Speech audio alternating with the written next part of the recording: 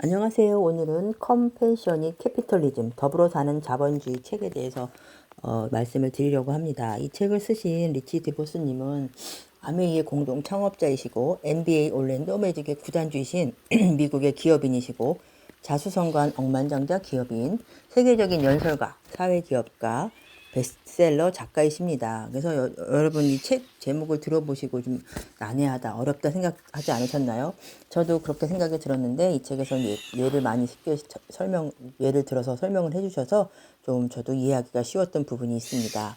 그래서 세상에 많은 사람들이 자본주의를 열렬히 지지하지만 그 중에는 자본주의의 결함에 난색을 표하는 사람들이 있다고 합니다. 이 책은 단순히 아메이 기업이 아니라 지난 60년간 아메이가 이뤄낸 성공이 컴패셔닛 캐피털리즘의 위력을 보여주는 좋은 예라고 하시면서 많은 예시를 들어 더불어 사는 자본주의를 쉽게 설명을 주고 계십니다. 그래서 물질적 행복을 어떻게 말씀을 해주셨냐면, 물질적 행복은 천연자원 더하기 인간의 에너지에다가 도구를 곱하고 이 모든 것에 다시 한번 컴패션을 곱하면 물질적 행복이 이루어진다고 하셨습니다.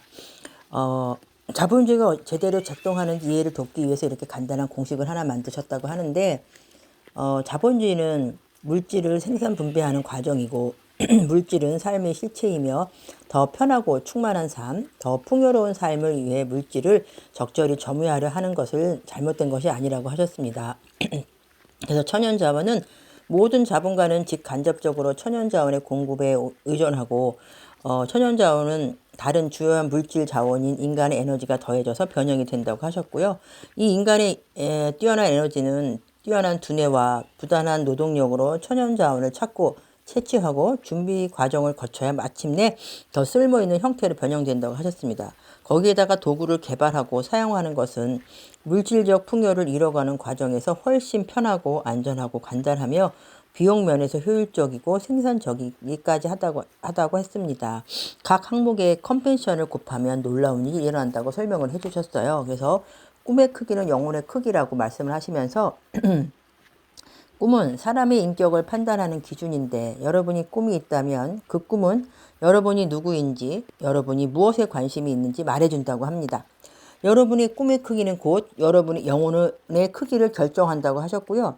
아직 꿈이란 단어가 익숙하지 않은 분들이 있다면 생각해 보시길 바랍니다. 대부분의 성공자들은 우선 자신의 꿈부터 적는 것에서부터 성공이 시작된다고도 말씀하셨고요.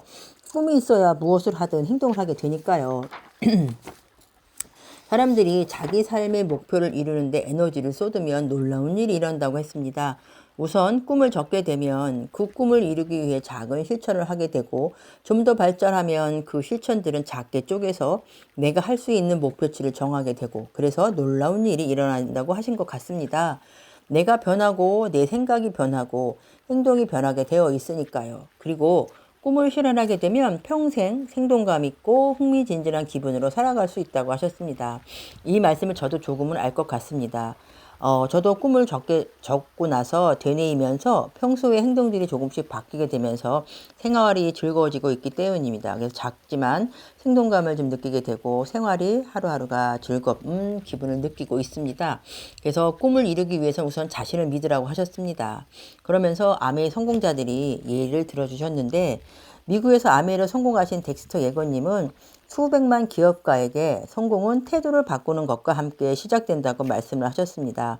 사업을 진행하면서 본인이 원하는 것에 집중하는 법을 배우셨다고 하셨고요. 우리의 자세와 마음이 인간으로서 사업가로서 우리의 성공에 지대한 역할을 할 것이라고도 하셨습니다.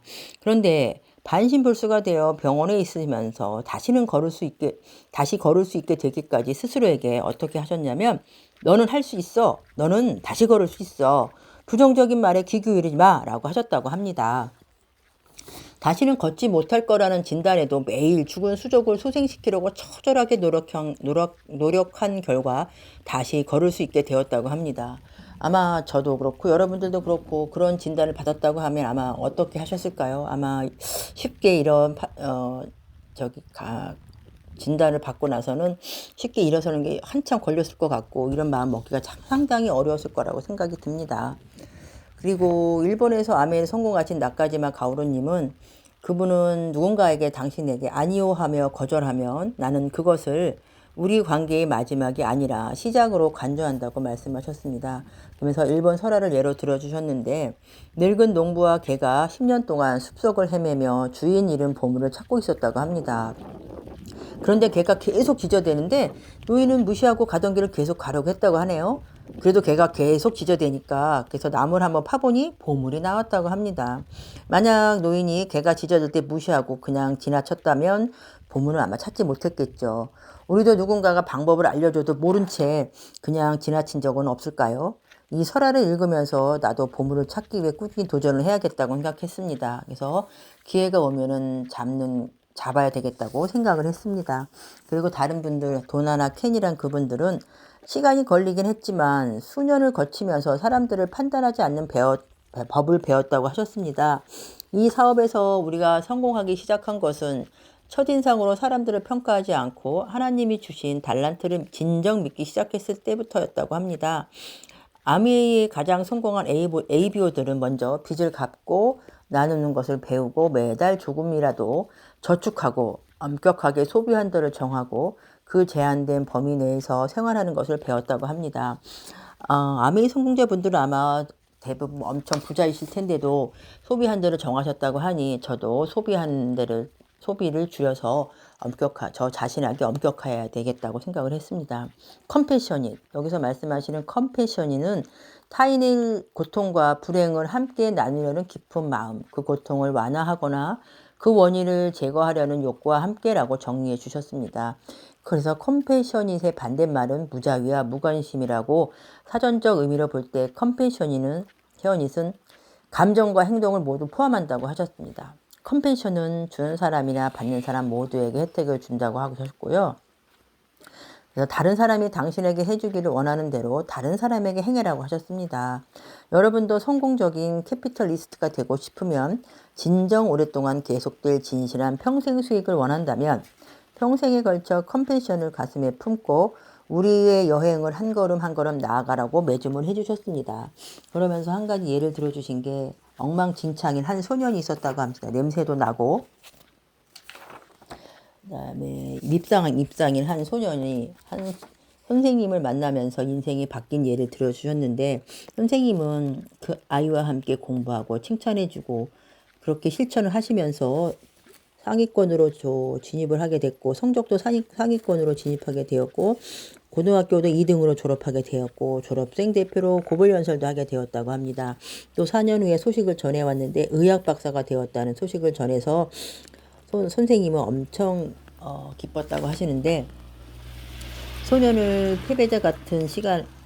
패배자 같았고 선생님이 시간과 열정을 쏟는 것은 낭비처럼 보였을 수도 있는데 그러나 선생님은 그를 도왔고 그녀의 컴패션으로 한 소년의 인생을 바꾸어주는 계기가 되었다고 합니다. 정말 감동이어서 제가 이 예를 다시 한번 들으면서 저도 한번 되새기게 되었습니다. 이 책을 읽고 나서 자본주의는 더구나 더불어 사는 자본주의라는 난해한 주제가 조금은 이해하기 쉬워졌습니다. 여러 예를 들어 설명을 해주시니 실천할 것도 생각이 나고 닮아가고 싶은 사람도 생겼습니다. 형편없다고 했던 한 소년이 선생님의 말 한마디에 인생이 바뀐 것을 읽고 나니 평소에 나는 어떤 말을 하고 있었는지 되돌아보는 계기가 되었고 말의 중요성도 알게 되었습니다.